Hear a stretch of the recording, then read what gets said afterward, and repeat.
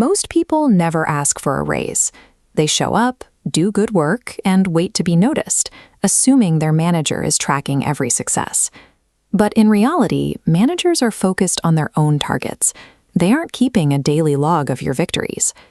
This passive approach leaves your income at the mercy of the standard retention raise. If you stay at a company and wait for the annual review, the typical increase is only about 3%. Contrast that with an active job change or a direct negotiation, where the average jump ranges from 10 to 20%. This gap compounds every single year.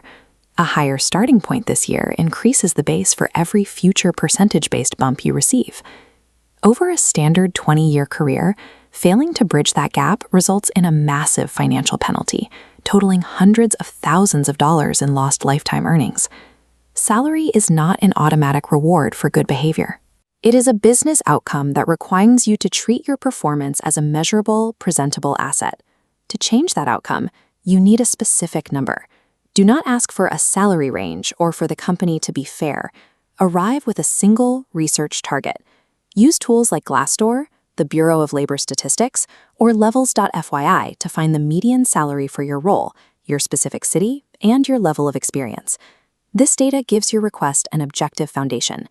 If you are currently below the market median, your case is built on external data. If you are already at the market average, your case must focus entirely on your specific contributions over the last year. This is where you build a wins document. Go back through the last 6 to 12 months and list every achievement that added value to the company.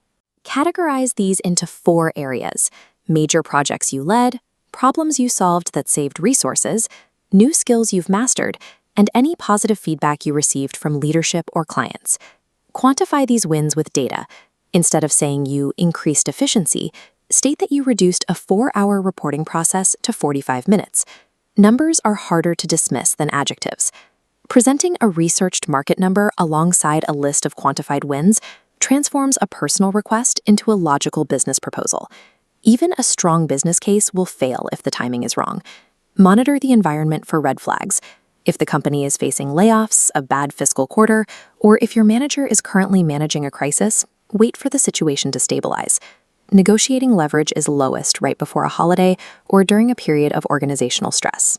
The best time to ask is immediately following a successful project launch, a major win, or during a scheduled performance review, when the company is already focused on your value.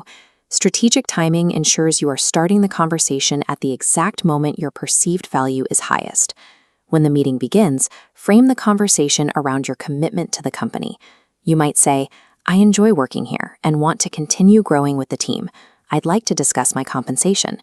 Move directly into your wins and your research. Conclude by saying, "Based on my contributions and current market rates, I'd like to bring my salary to," and then state your specific number. Once you say the number, stop talking. Many people feel the urge to fill the silence with nervous justification. Resist it. In this moment, the next person to speak loses negotiating leverage. Let your manager be the one to respond. If they agree, thank them and ensure the commitment is documented in writing before the end of the day. If they offer a smaller increase, ask what is possible and see if there is room to meet in the middle. If the answer is a firm no, pivot to an accountability question. What would I need to accomplish over the next 90 days to make this raise possible? This forces the manager to provide an objective, documented roadmap to a yes. It moves the conversation from a subjective no to a set of specific targets you can hit. Following this protocol removes emotion from the room and ensures that even a rejection results in a clear path forward. You now have a complete strategy: a data-backed number, a list of quantified wins, a script for the meeting, and a plan for any response. The math makes this conversation necessary.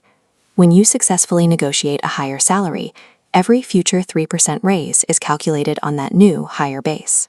This graph illustrates the long-term impact.